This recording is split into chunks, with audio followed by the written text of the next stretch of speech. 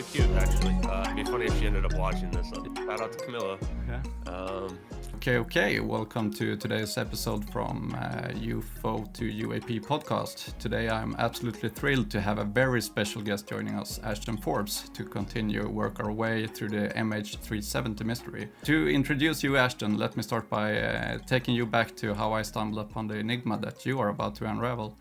It all began this summer. I was scrolling through the vast sea of information that is Reddit. I saw this MH370 video that is absolutely wild, where the airplane seemingly vanished into thin air back in 2014.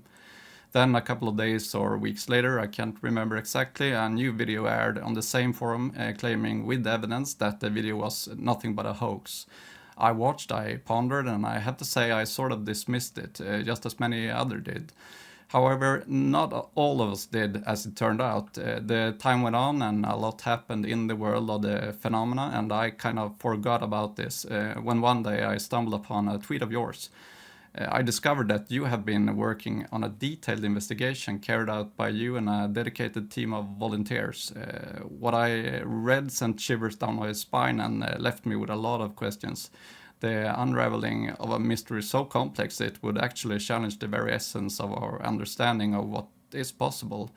And that's why today I'm beyond excited to bring you the man behind that revelation. So without further ado, let's welcome Ashton Forbes, the man at the forefront of the MH370 investigation. Ashton, a huge thank you for joining us here today. Yeah, thanks, Carl, for having me, and hello to all the Swedish followers and everybody across the the globe that might be listening to this. I think that it's very important that we bring this information to the world, since it is an international incident that occurred here. And I think you did a good job of explaining where this came from and how it reemerged. Just like you, I saw these videos on August 8th on the UFO subreddit, and I followed along the investigation that was happening in its early stages, where there was people from all over the world that were looking into every aspect of them, going back and forth, trying to determine if they were authentic. I began very quickly kind of pulling all that relevant information. And early on, I started kind of posting and retweeting some of people's content. I used to have basically no followers on Twitter and was just a random account and didn't even really use Twitter very much. And it started getting a lot of attention. And just like you, I noticed after, I think it was on August 19th, when the fake VFX debunk was posted, and it was posted by a sock puppet account that was 1 day old. I talked to the moderators. They had to manually approve that. They wouldn't tell me who they thought it was, although I have my suspicions. And then the whole discussion was banned. Which one of the moderators do you mean? They don't. When they reply back, it doesn't say who it is in particular. Okay. So I went back and forth with them, asking them. I asked them repeatedly if they knew, because they had to manually approve the post.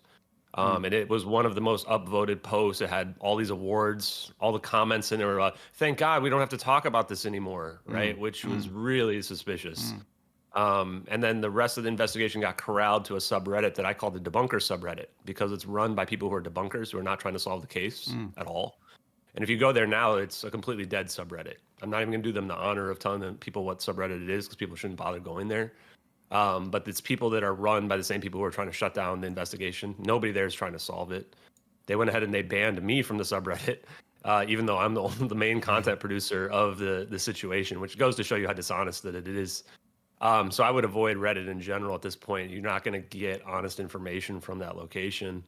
So essentially, when it was shut down and the discussion was banned, that's when I started to, rise up on Twitter, which was, I think, one of the only places where the conversation hadn't been censored. And from there, I took the reins in my own hands, and I want to, throw out, first of all, that this is a community-led investigation. That's where it began, just as you just mentioned. And I gave credit to all the people who, contributed to that, whether or not they be people who believe the videos were real, people that were debunkers, or anywhere in the middle, right? And when you want to have an unbiased investigation, it's very important that you don't have, these biases one way or another. So I've had falling outs with people that are debunkers, people that are on my side, et cetera, because everybody's got their own opinions, right? And so I've been very clear that I'm just trying to present the evidence, and then I'm being honest about what my opinion is and what I believe my story is about what fits in the evidence. But everybody's free to come to their own conclusions, build their own stories, build their own cases. So far to date, I haven't found a single person who has tried to attempt to do that, which is fine. If people just want to kind of follow along, that's great. But I do encourage, if anybody thinks that, that I'm being deceptive in any way. Well, the people are free to come up with their own kind of conclusions and basis what they want. And I've Yeah. always supported that. Yep. Use your data and just come up with own narrative, or yeah. Exactly. And so you'll see like some of my posts, especially the ones where I posted on the conspiracy subreddit several times. I think I've had several #1 posts on there. And I've said here are the narratives that I think all make sense based on the data. Pick which one you like the best. And even in one case, I kind of coyly said that my favorite narrative in general is this idea that like AI has already taken over the world and that this sentient system is the one that might be in charge of the satellites and everything like that. Now, I don't think that, that's necessarily the most logical and reasonable narrative, but the kind of point is that, people can come up with their own narratives regardless and, fit it into the data how they think that seems to fit best. Yeah, as I mentioned to you earlier, this is a podcast series where this is part 2. And last week I told a story from my research of your work, and I'm not sure if everyone had listening into it. So will you briefly or as extensively as you see fit take us through the story and the strong evidence of deviation to the official investigation that you have come up with? Yeah, I think that the best place to start is by looking at the videos. So I'm going to go ahead and just share real quick. Okay. So this satellite video here that we're looking at, this was posted on the Regicide Anon YouTube account. We've found the archive. This is the oldest one that we can find that's out there. And the upload date on it says May 19th, 2014, which is just about 6 weeks after the events of Malaysian Airlines disappearance. And in the description, it says received March 12th, 2014, which is just 4 days after the event. It also says source protected. So this would indicate that Regicide Anon was given the access to this from a leaker, and that the person who leaked it had some type of emotional reaction to the footage we're about to watch and tried to get it out there within 4 days afterwards. And what you'll see, the reason for that might be is just the outstanding footage that we're seeing, as well as the idea that we would never be able to solve the real story without this footage. So one thing I want to point out here as this begins is that there's another video of a drone, and that drone is cropped just out of screen in this footage. In addition to that, what we're looking at here, side by side, this is not duplicated footage. I was initially thinking, why do they have this side-by-side footage? We were able to figure out that this is actually 3D stereoscopic, which what that means is this is 2 different cameras. They're a very specific distance from one another. And since this is satellite footage, we can tell from the low frame rate and the extreme far distance from the plane. What this means is this is 2 satellites right next to each other in outer space that must be on the same orbital trajectory. This is a very, very big clue. In the bottom left down here, there is the designation. It says NROL 22, which we believe is the command satellite for the SBIRS system, which is space-based infrared system. And we can see some coordinates here. These coordinates end up shifting when the person moves the perspective on the screen. These coordinates indicate the Nicobar Islands. So what I'll show you in a little bit after this is that we've also been able to isolate the satellite, and we've also been able to isolate the time based on the satellite in Nicobar Islands to be 1840 UTC. So when we watch this, first thing I want to point out, and I'll pause it here, is that you can see this smoke trail clearly coming from the back of the plane. These are not contrails. The reason for that is these clouds that we see here are cumulus clouds. They only form at very low altitudes. Contrails only form at very high altitudes, 30,000 feet and above. So what this means is we're looking at actual smoke coming off the back of this plane. That's a very important clue, and it corroborates with what the witness saw, who was somewhere off screen here that we don't see her boat, but she was somewhere nearby. So we see this plane's making a left-hand turn, and we've been able to isolate that this is essentially maxing out the capabilities of a left-hand turn descending for a 777-200. It's very important to note that it's descending because we have corroborating evidence that the witness saw this plane descending, and we found an intercepted communication that was only reported in Chinese news that claimed to be from MH370, saying that the plane was disintegrating and attempting an emergency landing. Now, keep in mind, disintegrating is being converted from Chinese, so it probably isn't an exact translation, but the idea there is clear. It's on fire. So we can see the fire, the smoke coming out of the back. Now, the first thing we notice here is that we see this orb. This orb comes in at extremely high velocity. We've estimated somewhere around Mach 3, over like 2,000 miles an hour. And it immediately begins to circle around it. The second orb will shoot up along the ground or along the water here, and it's going to come up through this cloud. We've had a different like decolorized version of this where we can see it more clearly. But if you look closely, you'll be able to see it happen, and then it becomes in formation of this orb. And there it goes. It shoots up through the cloud. Now you have two. And the third one comes from beside the screen. And now you have three orbs. The moment that they all get in alignment like this, they start a pattern. They start circling around the plane. And if you were to like condense time down, we have looked at it and it looks like they're just creating a sphere around the plane. So this looks to be some type of tracking mechanism. The center of mass is the plane itself as well. So we believe that what's happening here is it's preparing this plane for what we believe to be teleportation happening here in a few seconds. In addition to this, these orbs are ignoring gravity. And from the second footage, we'll be able to see they're creating their own geodesics, which basically means they're creating their own gravity, like train tracks that they're following along here. Now, I don't believe that... Oh, go ahead. Yeah. Just one question I had about this. Yeah, Have please. you been able to tell from which directions the orb came, or the orbs? We try to figure out, but it's too difficult because they're coming from off the screen. Yeah. The second one, I think, is the big clue, because we can see it shooting across the water and shoot up through the cloud. Because the question is, where are these being deployed from, right? If these are being deployed from an asset, a military asset, or some other location, but we don't really have enough information to be able to glean that at this point. I've speculated it could be from like a submarine. From talking to the witness, she did not see any other boats nearby, at least with lights on. So it's very difficult to tell with certainty. So I don't think that I think that what we've got going on here is that there's a circular field around these objects. These are not like metal spheres potentially, or if they are, they're much smaller than what we see from the orb. And it seems a little bit different than what you would see from UFOlogy, because I've been tracking UFOlogy for several years now, seen a lot of videos, seen the orbs that are in the zeitgeist, these metal spheres. I don't think that's what we're dealing with here. This seems like this something that is very similar to that, but not quite that. And it's a little bit different than the black triangles we see as well. Like they're moving a lot faster. They're not zapping in and out of, they're not disappearing and reappearing. They're just there, and they're doing this very specific purpose that we see. Now, as they circle around the plane, you'll see they change orientations, and then they completely change the way they're circling around the plane once it gets to this cloud. They start circling it vertically. It's almost like they're getting ready to do this either wormhole or this teleportation zap. So once it comes past this cloud, you'll see they're very clearly at this point vertical to the plane. And they continue in this point until we get over here where you'll see this zap occur. So we believe these orbs are showing superconductive properties. And when that zap happens right there, it actually accurately illuminates the clouds, both in the foreground and in the background. So what that means is this zap is most likely not an effect. This is a real deal that we're looking at with respect to whatever's happening with this zap. So you can see that very clearly illuminates it. We also believe that's an indication that what we're looking at here is nighttime. This is a false color IR. And we know that because the zap is white in this, and in the thermal, the zap is black and cold. So they're actually recoloring what the satellite is seeing here in infrared so that it's more applicable or palatable to the operator who's looking through the screen and looking at it. The 3D stereoscopic effect is another military effect as well, because that helps with targeting. The point of the Cyber system is to be able to track missiles, boats, planes, and battlefield awareness.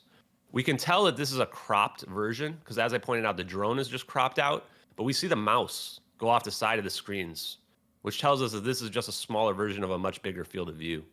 What we think this is essentially like a Google Earth that's a video playback that the military uses. And it's using very advanced capabilities in order to produce this video that we see here. So what you'll see here is the leaker then scrolls the screen over to the right to show us this is not some kind of trick.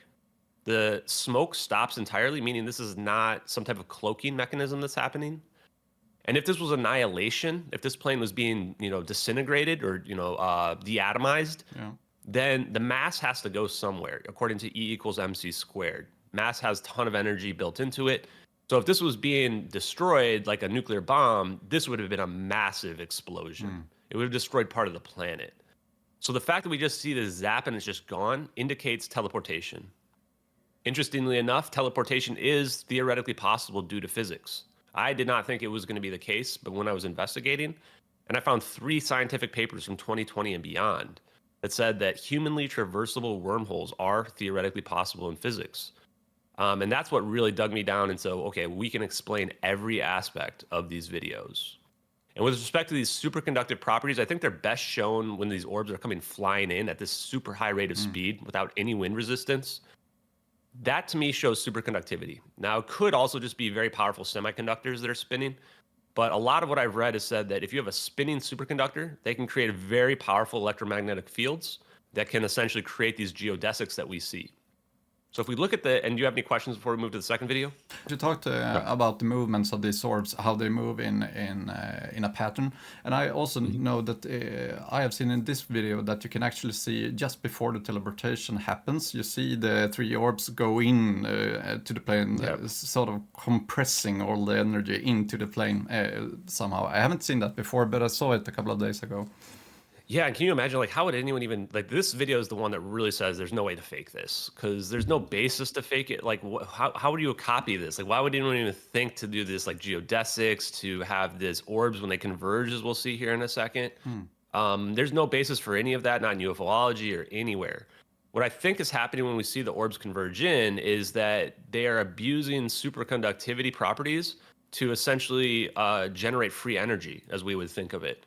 And I think that would be the key in terms of why this information, why this technology would be hidden, because free energy is the type of situation that's going to change everything, right? And again, it's not just superconductivity, it's actually room temperature superconductivity, which changes everything.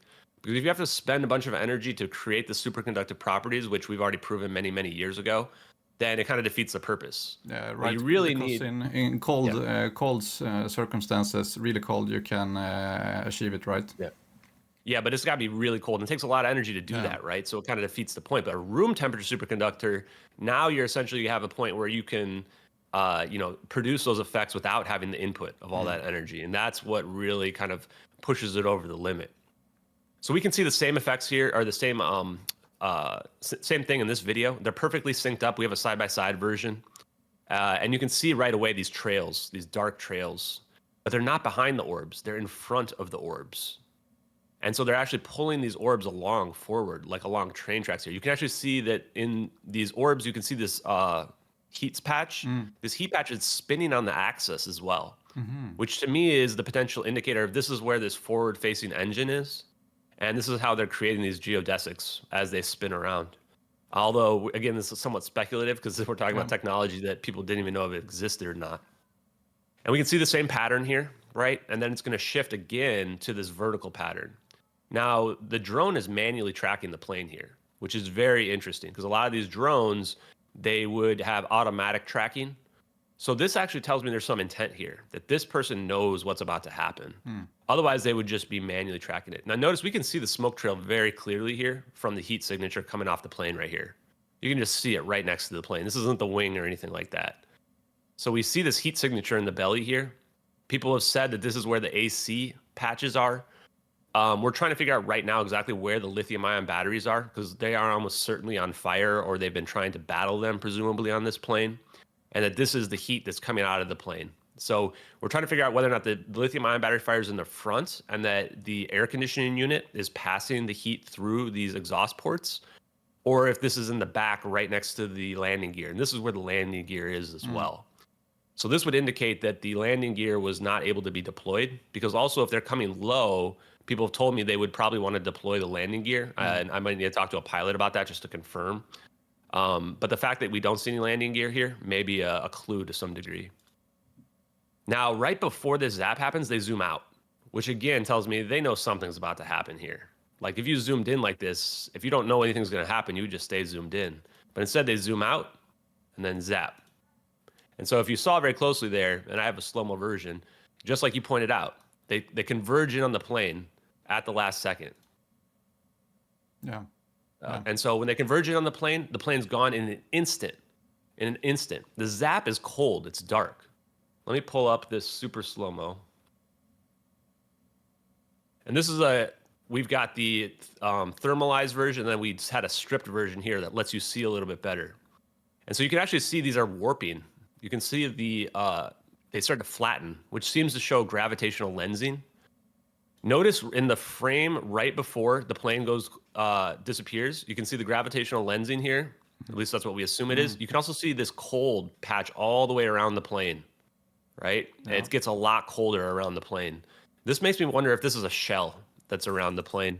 Because one of those wormhole papers mentioned you could create a very thin, double-sided electromagnetic shell that could theoretically allow an object to transport through a wormhole. So very interesting. Like this is something that how is anyone even thinking to fake this, let alone pulling off the graphical effects of it, right? Yeah, and you also see in the thermal that all the red things are gone there. Yes, and then some people have tried to argue that, oh, well, if it got cold, you should be able to see that. Well, you can. All the red stuff's gone the moment that this plane starts to go cold. Interestingly as well, there's a frame, and I'm gonna see if I can lock in on it right here. You can actually see the tail of the plane right here. The tail of the plane is actually sticking out here. We have a colorized version of this, which indicates this plane got sucked backwards, essentially, or whatever's happening is being pulled backwards. And then it gets totally encompassed in the next frame, and then it's just completely gone. Oh, it's you out mean of frame view. by frame, you can see the tail being on one place, and off the next frame, it moves backwards. Okay. Exactly. So like this frame here, it's way up here. Yeah. Next frame, it's actually back here. And this is the tail sticking out, which tells us there's something we don't fully understand going on here. Now, we think we can explain all aspects of this with science. So what we think we're seeing here is macroscopic decoherence. So the way this has been described to me by physicists is that this plane is undergoing a transitional phase state change. And I found a video by Anton, I'm going to forget his last name on YouTube. He's got a very big YouTube channel where it talks about converting fermions to bosons and then back to fermions again. And this is potentially the missing link, is that we're able to create a Bose-Einstein condensate out of this, which is allowing the plane to undergo macroscopic decoherence due to this massive, I'm calling it intermediate black hole that's happening here. And what that's allowing us to do is take a fermion, which is something that has a specific point in time and space and time that you can't have more than one fermion in the same location, which is how you have an object that is, the computer, the mic that I'm looking at, versus bosons, which can be condensed down into a single point, despite the fact that you have more than one object. And that's how like a laser would work with photons, is you have the photons kind of compressed down into a very focused point. So apparently physics will allow for things like lithium is actually one of the things that can do this. If you supercool it, it will convert to a Bose-Einstein condensate. And then it has different properties. And now when you've created this situation where it's become bosons, now you've reverted the plane from a particular definitive point in time to a probabilistic one. The other way to refer to that would be to be rebuilding the wave function, if you want to think of the double slit experiment. And that's where we came up with quantum teleportation and non-locality, is that we looked at the double slit experiment and we said, wait, how is the universe able to change just from us looking at it, which would have to happen faster than the speed of light? And that's what we think is happening here, is the reversal of that, is taking something from a definitive point to a probabilistic one. Now, we don't know necessarily where this plane went because we don't have another video on the other side that can show us, right? But we are pretty confident that that's what's happening here in this video. Yeah. Where did it go after this? It can be another place on the Earth, but it could also be another dimension or the future, right? Yep. Yeah. So those are what I would say, is that it could go to another dimension. It could go to somewhere else in the universe, right? Like distance isn't really a problem if you're traveling faster than the speed of light. It could also go to the future because time dilation is real. So time is experienced differently depending on how much mass you're next to. And so in that situation, the further, I think it's kind of based on how far you go. The further you go, the more in the future you're going to appear. So if this plane were to go somewhere very nearby, it could just show up instantly. Yeah. If this plane is going to, another galaxy, it's going to show up in the future over there. Now, in the local frame of reference, those people that won't have experienced that much time pass. But from the outside perspective, they would have experienced a lot. And so that's a big part of like what might be happening here. One other interesting point, scientists in the last few years have been looking into macroscopic decoherence, and they've gotten to a point where they can actually teleport more than one atom, enough atoms that you can see it in a microscope.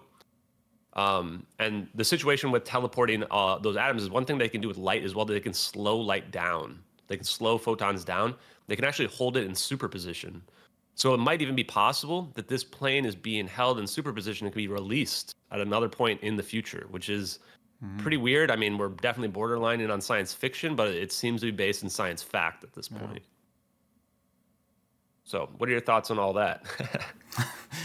I mean, it's crazy, and it's also because I know you have mentioned before that that one place it could have gone to is Diego Garcia military base that are quite close to this location. But I also think that why choose a place that's if you have this technique, then maybe you could go wherever. It doesn't really matter. I'm thinking about that maybe the military base, the proximity to it is maybe drone maybe coming from that military base. I don't see the real reasoning behind they are teleporting the plane to a nearby location when they could go to Mars or whatever. Yeah, I think that comes down to the motive. So that's kind of why I pulled up my next one, because I think that's probably where we're going next is let's look at the flight path, because we can glean a lot of information from the flight path. One thing I do want to say from a science perspective is you do teleport a plane, you still have to obey the laws of conservation of momentum. So this plane is going to be moving at the same speed when it appears as when it disappeared. So I was initially thinking, oh, we'll just teleport the plane underground, right? And now it's invisible. But your plane, you better have like a catcher's mitt on the other side to catch it, because otherwise that plane's going to crash into a wall or something like that. So most likely wherever this got teleported, it got teleported into the air as well. Now, the reason why you wouldn't teleport it to another planet is it's just going to be doomed in that situation, right? There's no oxygen, there's nothing like that. But you still could, sure, if you want to disappear the plane and nobody ever find it ever again. But what you'll see here when we go through this is this plane was already doomed. So you don't need to, if you want to destroy the plane, you don't need to do anything other than let it happen at this point. So let's go ahead and look through the flight path, and I'll kind of talk through the story I think we've developed based on the evidence. So this plane takes off at 16:42 UTC, and we're going to talk about it in UTC time. If you want to think of it in local time, the date might be next, because it's around, what we're talking about here is close to midnight is when this is happening. 1721 is 1:21 a.m. local time for Malaysia. So this plane takes off at 16:42 UTC. About 40 minutes later, it hits this point where the plane goes dark. What we think is happening here when this plane goes dark is that the fire has broken out, a lithium-ion battery fire. If you go look up lithium-ion battery fires, they're very dangerous. This was 1 year before lithium-ion batteries were banned from passenger planes due to how dangerous they were. This plane had 221 kilograms of unscreened lithium-ion batteries that had been put together that same day. To me, that shows that this was extremely unsafe. And it was very hot this night. It was about 30 degrees Celsius or hotter. So there's a lot of different ways that these batteries could ignite. The tires could have been very hot from takeoff, and they could have caused a chain reaction and heat in the cargo bay. They could have just been defective, and they could have ignited. If you go look at the videos of lithium-ion batteries, they are extremely dangerous, and they do explode essentially as well. There's one video as well where they're trying to put it out, and every time they try to put it out, it just keeps coming back up.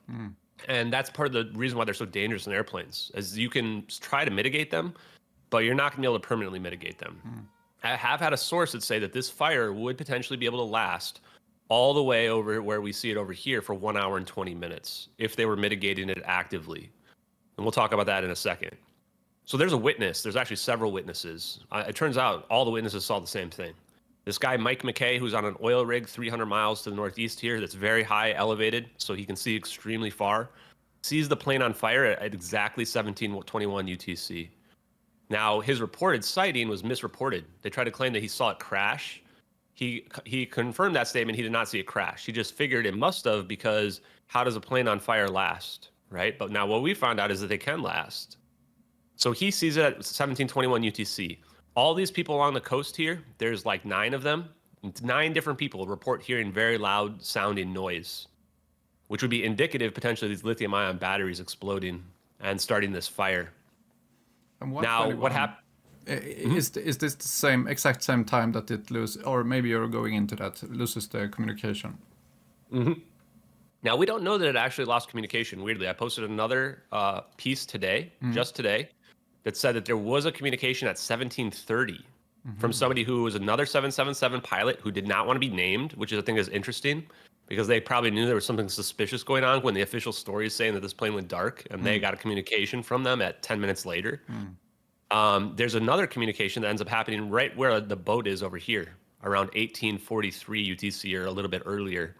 So I'm not sure the communication was actually lost. It may have been temporarily lost. But that's something that even the official investigators have a hard time explaining. So this plane goes dark at 17:21 UTC. The story behind the fire as well, if you read the Wired article about it, says that this would make sense that it would go dark because the pilot would switch off the GPU and try to check to figure out which what is it? I'm going to say it wrong. Where the issue is essentially in the electronics to try to pinpoint the issue. I'm just going to add some light in the background here for us, and then. So what happens here is the plane turns around. We've already got witnesses on the coast. We've got a guy who saw it, who was on an oil rig, Mike McKay, who lost his job for reporting this because people went against the official narrative and they had to discredit all the witnesses so that they could come up with this fake story. So the plane turns around, and where does it go? Directly to Penang Langkawi International Airport. Again, according to the Wired article, this is the correct location to go to. My question was, why would you not go back to Kuala Lumpur? Apparently it has to do with the terrain and the elevation. And if your plane here is depressurized due to the explosion, you need to fly very low so that the passengers have enough oxygen to breathe. You actually have to fly under 10,000 feet. So if you're flying at low elevation, you need to be very careful of any high elevation that might be happening, right? And you also need to get to the closest, largest international airport that can accommodate a 777. So they're going directly here. So this pretty much excludes this narrative of pilot suicide. Because if it was a pilot suicide, you're just going to crash the plane over here at 1721 UTC. And you're definitely not going back to the closest airport. The way that the official people have tried to explain this is they've tried to claim that what's happening is they're trying to say goodbye to his hometown. That's just absolutely ludicrous. I can't believe people even bought that. So he's flying back. And as the plane gets about here, 10 minutes later, right about here, let's say, this is where that communication happens, where somebody else is over here on the plane and they hear a communication from the pilot, somewhat muffled with static in it. There's also fishermen, about 8 of them, I think, that report seeing this plane flying low, so low that it seemed very unusual. But remember, if this has been depressurized, that actually makes total sense of why they would be doing that. So again, now we have another 8 witnesses here. We've got 9 witnesses along the coast. We had Mike McKay see the plane. And now it's flying over here to Penang. I think there was actually some other reports where there were witnesses that also saw this low-flying plane as it's going to Penang as well. Someone in a space that's from Malaysia was telling me that, and I kind of remember that. I might dig into that later. So there may even be more witnesses. So the plane gets to Penang, and this is where the cell phone of the co-pilot switches to the tower, or pings the tower. Now the question here is, why did it not land? The official manual says you should try to land even if your landing gear is damaged. But there's a couple problems with that. If your plane is full of gas, it's going to explode when you hit the ground. If you try to dump the fuel while you're on fire, that seems very dangerous as well. So there could be some legit reasons. We don't know why. We just know they did not land here for whatever reason, right? Yeah, and of course, in most checklists, the first thing you do, the first action you'll do is going to the closest airport or the closest one that's safest. So they are trying in this, we're going from the waypoint to the airport, they're trying to figure out what to do, I guess. So maybe they come up with it at Penang that they couldn't land in an ordinary airfield. But they were going there because it was the first action, I would guess. But are they going into a holding pattern here at Penang as well? No, they're not. No holding pattern. They just immediately after that they change orientation and direction, and they start heading out here to the Nicobar Islands. So what's the next thing you're supposed to do if you can't land on your belly without the landing gear? You're supposed to try to land in the water. So interestingly enough, then if you're going to land in the water, keep in mind the time here. This is 1:52 a.m. So it's pitch black, the moon is down, the sun is down as well. So this means it's no light whatsoever. So landing in the water is now pretty sketchy. You need to have resources nearby to collect these people pretty quickly, especially because landing in the ocean is not the same as landing in the Hudson River. People want to say, well, Sully Sullenberger landed in the Hudson River with the plane. Well, landing in the ocean with the waves is completely different, and it's a much wider. River is very narrow, right, and not very deep either. So in this scenario, the plane landing in the ocean, even under controlled descent, is going to break apart. And that's part of the reason why we know this plane didn't crash into the ocean, which we'll talk about in a minute, is that there would be a debris field that everyone would be able to see for days. We would have found it the next day if this plane crashed into the ocean. So they go ahead and they rendezvous, and they start going out here where there's a witness on a boat, Kate T. She's going to Phuket, right over here. Now, this is the official last communication based on the released radar data over here, 1822 UTC. But if you go look up from the day after the reports on when the plane was supposedly lost contact, it's not 1822, it's 1840. which is our location over here that we've indicated by the satellite as well. Everything lines up to 1840 UTC in the Nicobar Islands, including our satellite footage that we're seeing with the coordinates at the bottom. So this plane gets over here, and Catherine T sees the plane. She sees the plane glowing orange, and she sees it in the same direction of travel. They have a GPS on her boat that's automatic. They were able to recreate the sighting, and basically it's circling around her plane. And she sees it go down south of her boat, and then she goes inside and she puts the kettle on. So I asked her, I spoke to her personally. She didn't know what she was looking at. She thought at first she was looking at a missile. Then she can tell it's a plane, but she just didn't really comprehend what was going on. She didn't check the SOS or anything like that. She was having a fight with her husband at the time, so she wasn't in the best mood. And so she decided to go put the kettle on. She comes back out, and there's no plane anymore. She just sees an orange halo. From the videos, we can see these orbs. She never saw any orbs. She didn't see the plane disappear. At least she told me she didn't see the plane disappear. And I kept wondering, why is this plane glowing orange? That's the weirdest thing I've heard, right? How could a plane be glowing orange? And I kept thinking maybe the orbs are causing it, but the orbs, as we just saw, are catching up to this plane like within seconds. Yeah. So these planes not outrunning the orbs. The big break that we had was that we found out that bromine gas that's in this halon fire extinguishing gas that they have that puts out the fires, it causes a chemical reaction that will release bromine, which will cause the plane to glow orange. And I have an independent corroboration that that would happen as well. So the idea here is this fire has broken containment from the cargo bays, or maybe they didn't load them in the cargo bays, these lithium-ion batteries. And so they've been battling it for this whole period of time from when it started here all the way over here. And what that's caused is a huge amount of bromine to fill up the plane. And it's leaking out from the plane, causing this glowing orange kind of hazy effect that she saw. I compared the picture of what she said her best recreation was of it from years ago to what a halogen lamp looks like. They look identical. It just looks like a glowing orange kind of,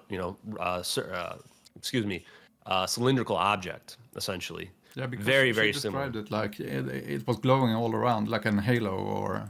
Yep. And so that explains the gas, right, coming off of it. And it's pitch black as well. And probably part of the reason why you can see it is that there's a fire on board the plane, inside the plane, causing illumination, right? But she didn't necessarily directly see the fire, which would indicate that that fire is somewhere in the cargo bay that can't be visibly seen. Yeah. And so a lot of this just indicates the same event, lithium-ion battery fire. She also saw very dark smoke coming from the back of the plane. She noticeably pointed out that the plane was low when she first saw it, and it was descending and descended further as well. All this corroborates the same event, corroborates the videos as we see them as well. So I think that's all pretty amazing. Go ahead. Yeah, have you been able to? You had talked to her. You said, have you been able to?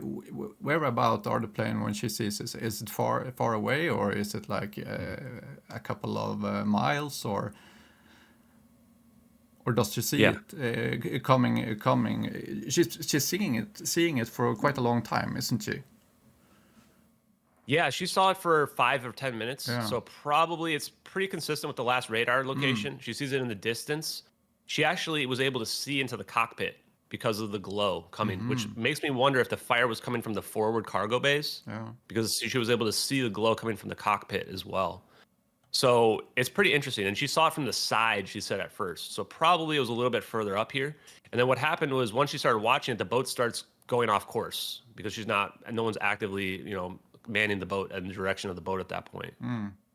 Her sighting was really interesting when I talked to her. I asked her, what time do you think the sighting happened? You know what time she told me? 1840 UTC. And she hadn't been following my report. She actually wasn't even familiar with the videos really still. Because the next thing I asked her is, I showed her the picture of the thermal. And I said, does this look like the plane that you saw? And her response was, well, it's not green. She didn't even know that she was looking at thermal footage. So she wasn't very, familiar with it at all. So then I followed up and said, okay, well, what about the shape? And she said, the shape matches. Yeah. So to me, she 100% saw it. Everybody agrees she was in the location to be able to see the plane. This is the official flight path. This location is actually also the location where the official narrative claims this plane turned into the South Indian Ocean. So everything matches up. Instead of going around it turned and stayed on the southish course, and in the official. That's what they claim, is that it just went down here into the South Indian Ocean, and that was it, right? But ours says that those pings after that, if I went and looked at the pings myself And once you get to 1840, there's just a bunch of zeros. And then after that, the next 5 hours are 10 total rows of data, after there being hundreds of rows of data for all the time before that. Which to me is radar data, or that's the satellite data. That's the satellite data. The satellite pings. Yeah. So to me, looking at that, nobody who's familiar with XL data could possibly not realize something happened there. It's just not possible. So any expert that looked at that is trying to claim that that's normal, they've lost all credibility in my mind. You know, and anyone can look at it. I've posted the pictures of the satellite, the data, and where you can find the data, and you can look at it yourself in the SU log tab. It really makes me question the credibility of the experts that think that this Inmarsat ping data is credible after 1840. Before 1840, it seems fine. After 1840, there's definitely something that happened at 1840 that changed what's going on in that data. So let's do a quick look at the flyover. So our satellite experts in MH370X, the organization I started, took the amateur historical trajectories, which can be found online, and recreated the flyover of USA 229, which we had identified this because we were able to narrow down that if it's two satellites next to each other, there's not a lot of satellites in that configuration. We found these NOS satellites, Naval Ocean Surveillance Satellites, whose actually purpose is tracking boats and planes and signals intelligence. And we were very quickly able to figure out that this pair was in the right location at the right time. So you can see they're moving very quickly. These are low Earth orbit satellites, which also means the angle is going to be a very acute angle, similar to what we see here. People have wondered, well, if it's moving this fast, you know, how come we don't see more apparent movement? And there's two answers to that. The first answer is that we see the perspective in the satellite change 8 times. So it's moving around. And when it changes, there's a very small stutter, which would indicate that what we're looking at is computer processing. So what's really happening is these are sending data to this Google Earth imaging SIBRS system, and then that's creating something that's more palatable to somebody who's using it for battlefield intelligence. Yeah, right. You wouldn't like the whole map to move around when you're exactly. It can't be moving around precisely. So this is our location. We think actually the field of view is much bigger than this. This is 1,000 kilometers. It's probably several thousand kilometers based on what we've seen from the SIBRS scanning system. The plane is somewhere between these islands right down here in our video. And what the user is doing is the center of their field of view is potentially here, but they're cropping it so that we only see this tiny bit of the plane moving over here down in between these islands, which is where the boat from KT is as well. So this is pretty much the smoking gun right here. I mean, these are the satellites that are sending the data. We've basically been able to prove it. This also proves that the US government had eyes on MH370 as well, which completely destroys the official narrative, right? That somehow they didn't see it, anything like that. And so then you can see it fly on past as well. And just to kind of go back, you can see 1839, like this is right around within 1 minute of the time when it's, you know, everybody agrees that this plane was over here as well at this location. So extremely damning evidence. And just to add more to it, I like showing the SIBRS mission thing. I'll try to mute it here. Oh, it's already muted. Question about those satellites. Go ahead. If this is an operation of American government or military, because then it could make sense that the satellite was in place. But if this was happening as an accident, which it's more and more seems like, do they have more satellites that would come after this if the timing would have been, is it just accidental that they have the satellites in place? Could be. That's a good question. You know, so there's still a chance that there's espionage at play here, right? Because this drone couldn't catch up to the plane, satellites in the right spot at the right time. You know, maybe they had the rendezvous point because they knew that the satellite would be there, right, at that time to be able to get intelligence on what they were going to operate. Because otherwise, you know, why did they not just have the plane go into the water right near Penang, for example? Yeah. Exactly. Also, the drone potentially didn't come from Diego Garcia. It's too far away. We found that there are a bunch of locations right near those islands where the drone could have come from, like right next to those islands there as well that are military. Now, looking at this, I mean, you can tell how they're scanning the Earth, and look how big these field of views are that they're scanning. Yeah. These ones that are far out are geostationary satellites. The ones that we would see would be much closer here. I don't even think they really represent them. These oblong ones would be your Millennia orbits. Those are going to be your command satellites that are essentially relaying the information from all these other satellites so that they can build this map.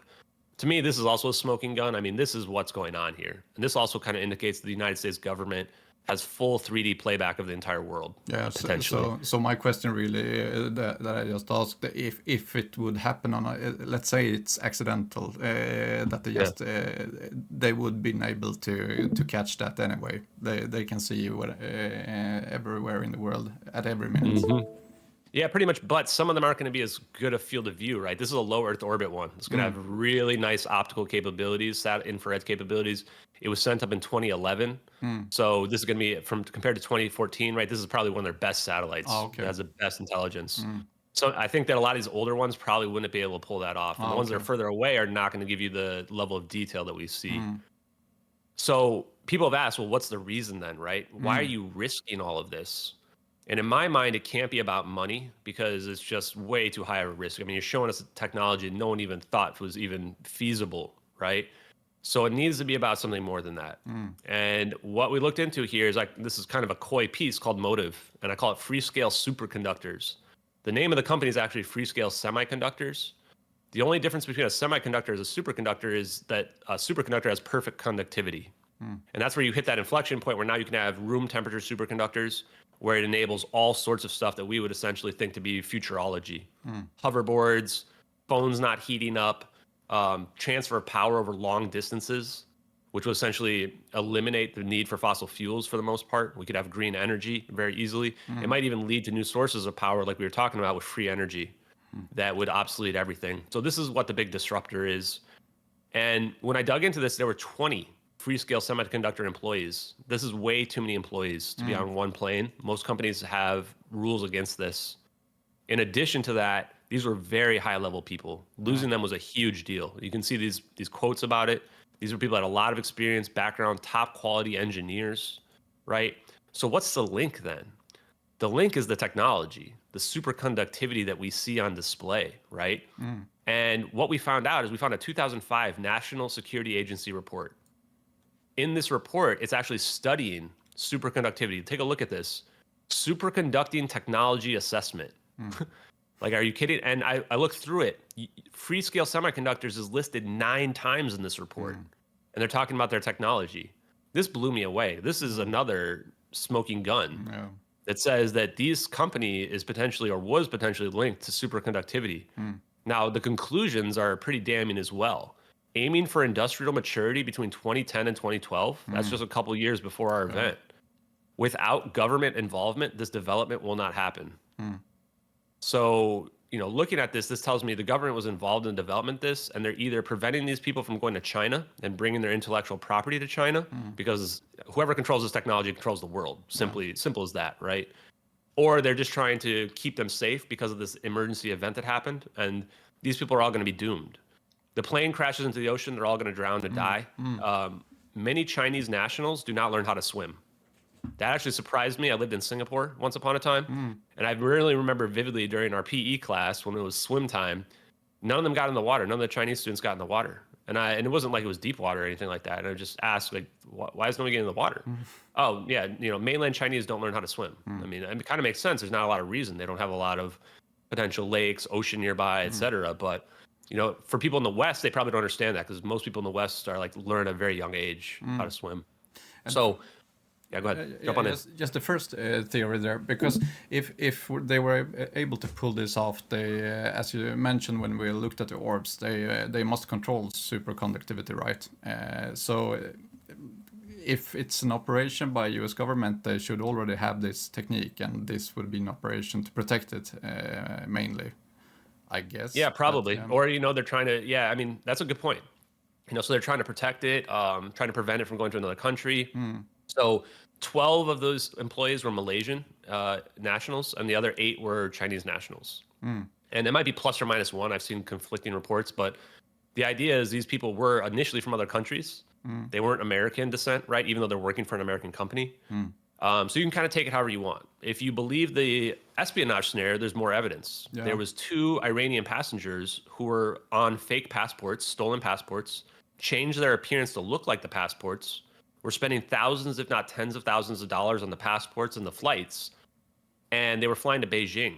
But the excuse was they were refugees trying to get to Amsterdam, It makes no sense to me that you're going from Malaysia to Beijing, where you have to go through more security checks with these fake passports where you might get caught, as opposed to just taking the direct flight from Malaysia to Amsterdam. There's a direct flight that goes there. Why would you be doing this weird roundabout to Asia in order to do that? And what's your theory there? Because that would tell me that they were a B plan. That if this operation wouldn't go to show as they thought, they could explode the plane or hijack it, or say that it was a hijacking accident. Or what's your theory about them? They could have been hijacking the plane. They could have been involved. If there's an espionage scenario to make the explosion and the batteries happen, they could have been involved in that. We were initially thinking there could be a device that was making the plane go dark, but I think that the lithium-ion battery fire scenario kind of precludes that. Interestingly enough, in 2011, the Iranians actually were able to hack an RQ-170 spy drone that had very advanced technical capabilities.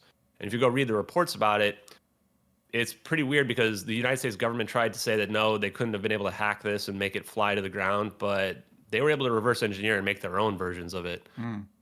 So I don't know if there's a connection there that that either these people were part of that, or if these were actually refugees and maybe they were U.S. intelligence assets.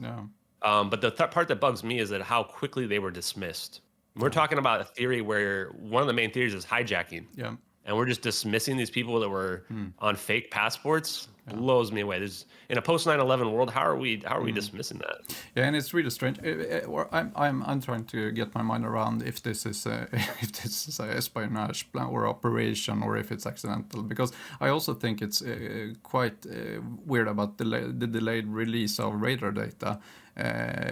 Because the craft narrative suggests that this event may not have been well planned. Otherwise, wouldn't the narrative have been developed already and the radar data readily available? But I don't know. Maybe that also would be too transparent or too obvious to put it out there. But as you say, you have also been able to look at satellite data that isn't very planned out. They could have done that much better, but maybe it's a bad operation also.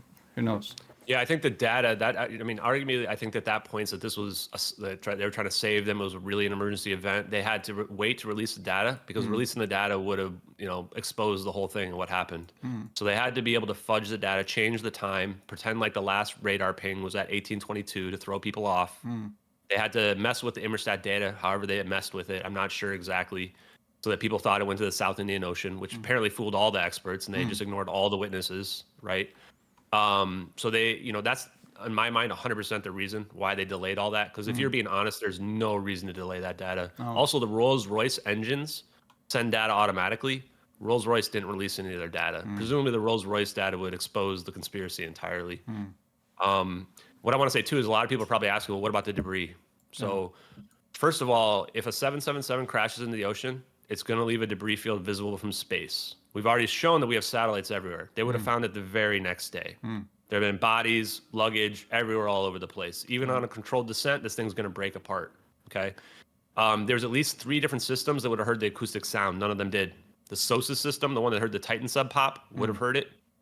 We know the Navy's willing to lie about it. They lied about the Titan sub popping for 5 days.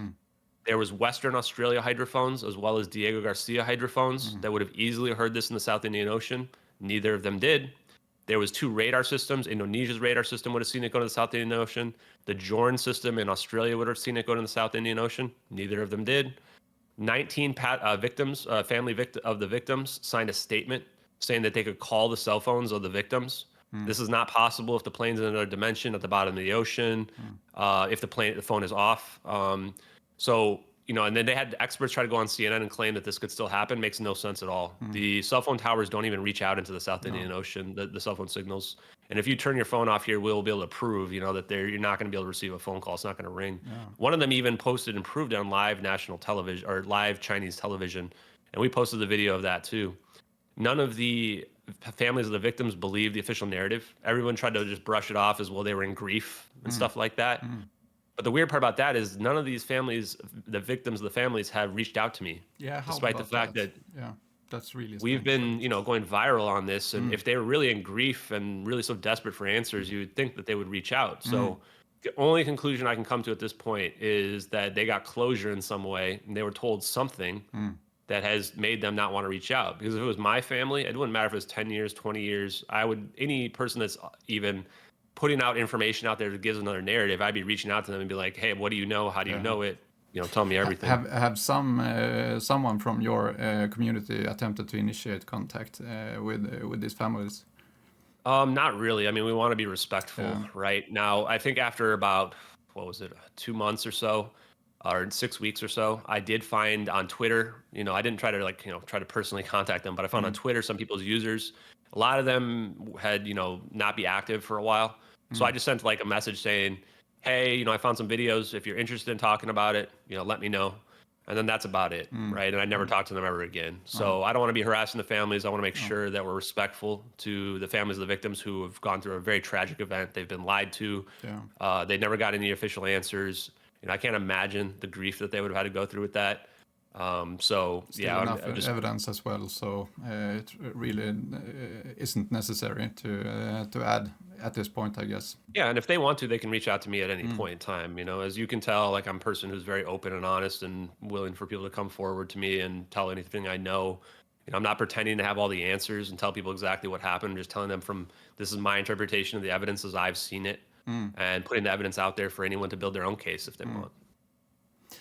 I also got a question from a viewer or a listener rather that asked if you have any plans, or are you already collaborating with some fellow disclosure advocates or researchers who are working towards uncovering the mysteries of this mysteries of this magnitude? Yeah, the weird part about that is that basically none of the big name UFO people that you guys would see on TV have reached out or said a single word about this, honestly.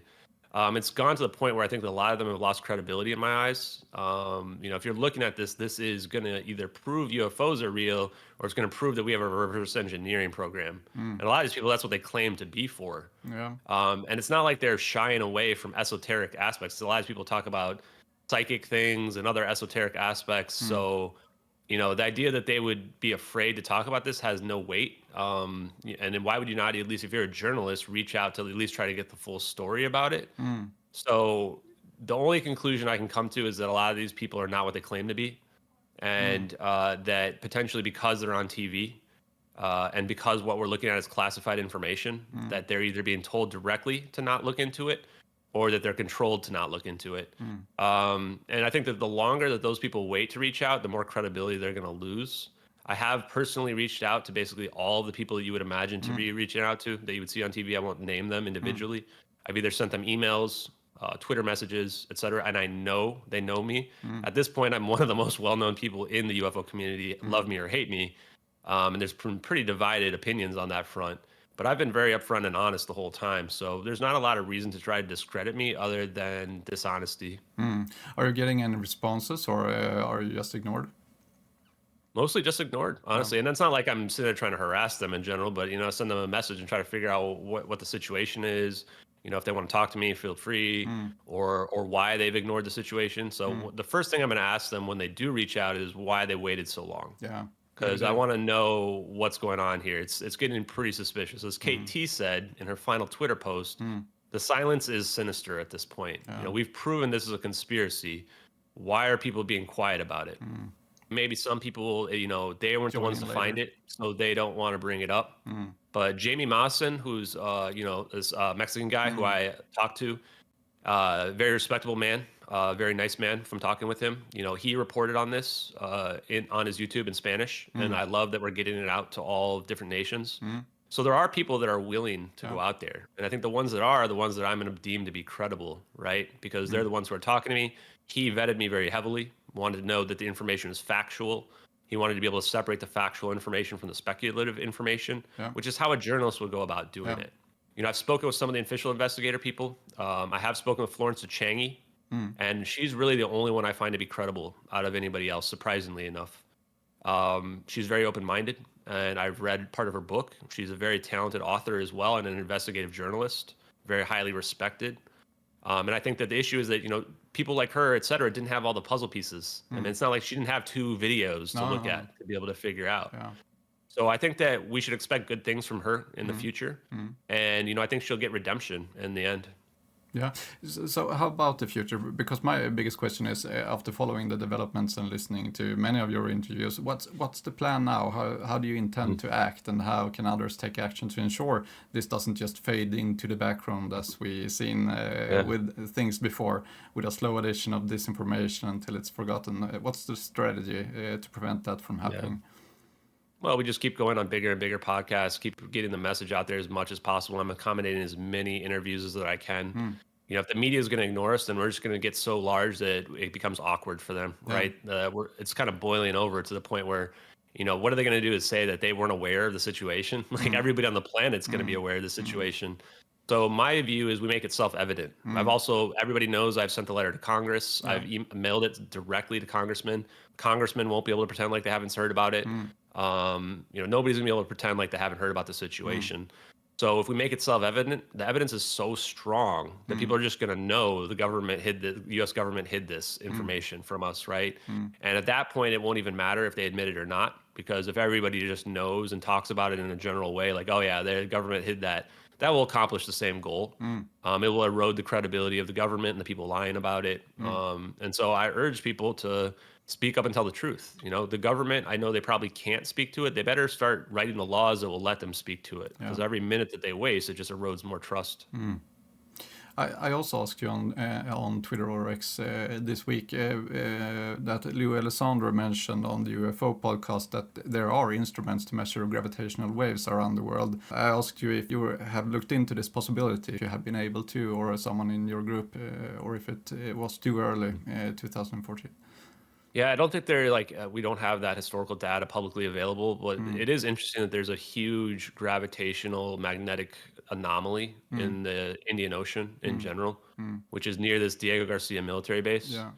And I just find that interesting in general, but we've looked at the acoustic sounds, we've tried to look at heat maps, everything that we can try to find, even earthquake things, and we can't find anything that seems to match up with our 1840 UCTC event. It might not be a powerful enough event to really have registered, or the data might just not have been available from 2014's. But that might be something that comes up in the future. If somebody is able to find that link, that'd be great. Could you share a little bit about your motivation of doing this? Because it has to be at very least a significant amount of your time, I guess, especially now when doing interviews and stuff like that. Yeah, I mean, I'm just a regular guy that was put into an extraordinary situation at this point. I'm very motivated by finding the truth. And at first, it started with finding the truth for the MH370 families of the victims, the pilot, the witnesses were all discredited, the leaker. Redeeming all these people is probably the utmost priority in my mind. I just want the truth. That's all I've ever wanted, no matter where it led. And it's kind of led us to this point right now. Yeah. But after we've dug into the science of this, I realized that the MH370 situation is actually sadly not even the most important part about this. What's happening is that this technology that could change the entire world is being hidden from us. And so my motivation there is to have the technology be released to the public as it should have always been. Yeah. And for us to get the full truth. That's really my own motivation, because we're living in this world that's so divided right now, where this can give us common purpose, where we can find a reason to not care about these wars, that if we have capability to end the war in an instant, why do these wars even exist to begin with, right? And to me, it shows that it's just about money. It's about distracting people from their daily problems. And the way we can get around that is, looking at this technology, changing the world with it, making it so that the people that have nothing in this world, the people that have no hope, no material possessions, no place to live, we can change the circumstances of billions of people most likely on the planet, which shouldn't have to be living in poverty, squalor, or any of that. Quite hard to imagine, right? Energy being free, what the impact will be on the world. The more I think about it, it's really hard to imagine, because everything is depending on energy. So it will be a whole new world emerging if that comes true. Yeah, the future generations will live in a world we don't even recognize at all. And the thing about it is we have to be very responsible. We're not talking about just green energy here. We're talking about doomsday weapons as well, right? So with all the good comes the bad. I think people want to look at it too optimistically sometimes. So that would be the most likely reason in my mind why they would actually hide this and have a reason to hide it, is that they're afraid that if you give terrorists this technology, they're going to be able to destroy cities in the blink of an eye, right? And kill millions and millions of people. So if not the whole planet itself. Yeah. So we need to be very careful and responsible as a human race with this technology. and probably develop laws to be able to control the use of the technology to make sure that we act responsibly. Yeah, I think that wraps it up. Do you have anything more you would like to add, Ashton? Yeah, I would say just follow me on Twitter at justxashton is the place that you can find me if you want to follow along with the investigation and where we've gone and look through the recap, which I've just posted today as well. You can find the videos there, everything that you want to see. You can actually reach out to me as well. I try to contact as many people and reply to as many people as I can, but it gets harder and harder as we've grown so much. And if people have podcast requests and things like that, you can also reach out to me there for those types of things that I'll take a look and vet. But thank you very much, Carl, for your time here and be able to get this information to the Swedish population and the rest of the world. I greatly appreciate that. Yeah, thank you, Ashton. Really appreciate of you being here and taking time for a smaller Swedish podcast. But I think maybe we can get the ball rolling here as well. Absolutely, man. Have a super good day because I guess too, it's sir. lunchtime at your place. So. Yeah, will do. Thank you. Bye. And with that, UFO to UAP comes to a close for this time. A big thank you again to Ashton Forbes for sharing his time and explaining his investigation to us. The next episode of the podcast will, as usual, be released on Sunday. Don't forget to follow us on the platform you are currently listening or watching on. You can also follow the podcast on social media, on Instagram, X and YouTube. We go by the username UFO till UAP as one word. On Spotify, you can find the podcast by searching for Från UFO to UAP. Till alla svenska lyssnare, jag hoppas att ni har gillat denna internationella intervju. Jag funderade på om jag på något sätt kunde tolka intervjun eftersom jag gör en svensk podd. Men jag provade och det blev liksom inte helt bra. Jag valde därför att köra den i originalversion och skapa undertexter till den. Ni får jättegärna kommentera eller skicka DM om hur ni upplevde den här setupen. Jag har också fått frågan om hur man kan stötta podden. Därför har jag i ett första läge skaffat härliga små klistermärken med poddens logga och en QR-kod som tar en till poddens länkar. Genom att köpa de här klistermärkena så kan du stötta podden samtidigt som du hjälper till att sprida information om fenomenet. Du hittar de här klistermärkena på ufo-till-uap.se.